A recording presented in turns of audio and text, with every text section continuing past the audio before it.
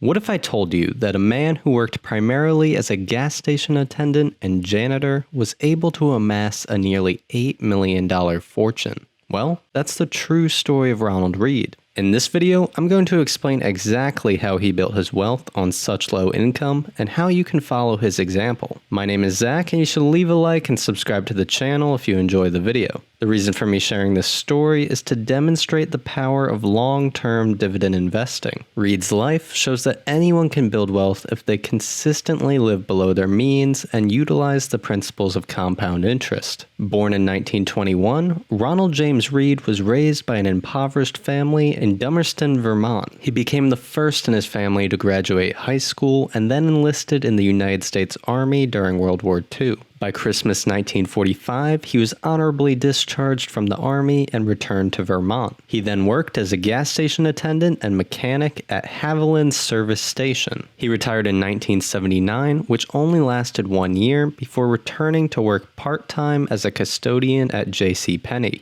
Read worked at that job for 17 years before finally retiring in 1997. In 2014, he passed away at the age of 92 with a net worth of $8 million. The remarkable thing is that no one had any idea Read was wealthy, not even those closest to him. He lived an incredibly modest lifestyle and had a reputation for being frugal. Upon his death, he left $2 million to his stepchildren, caregivers, and friends. Additionally, he donated $4.8 million to Brattleboro Memorial Hospital and $1.2 million to Brooks Memorial Library. Read frequently went to eat breakfast at the hospital's coffee shop, and they cared for him in his later years. He was also a regular at his local library. Both donations were the largest the institutions had ever received. This was all a complete surprise, and the legend of Ronald Read was reported across multiple news outlets. So the question remains, how did he build this wealth with such low-paying jobs?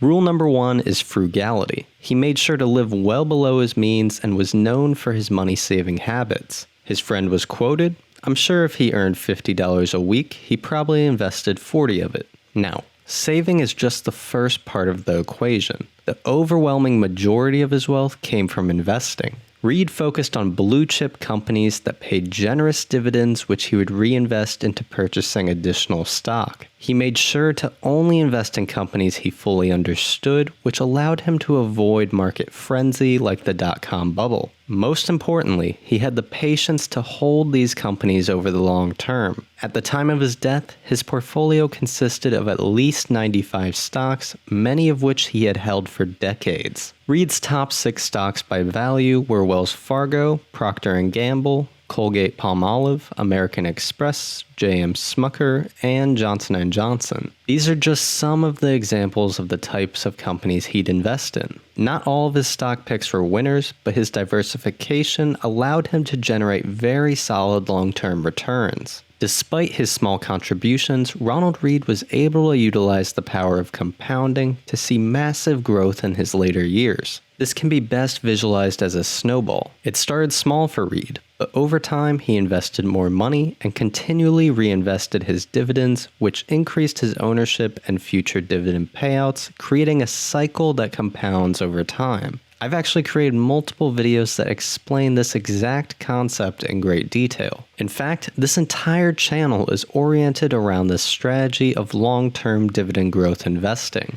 I've made stock review videos on many of the companies Read owned. In closing, think about the wealth Ronald Read was able to generate on such a limited income. Internalize the principles that allowed him to do so. Just imagine what is possible with a high income, especially if you start investing young. The compounding effect of investing gets greater with time, so the earlier you start investing, the better. Thank you for watching Dividend Data. I'd greatly appreciate if you could leave a like and subscribe to the channel. If you follow me on Twitter, link in the description, you can get real-time updates on my buys and dividends coming in. You can support the channel over on Patreon, where you can gain access to a community Discord server. The link is in the description. Please leave a comment below, and thank you for watching.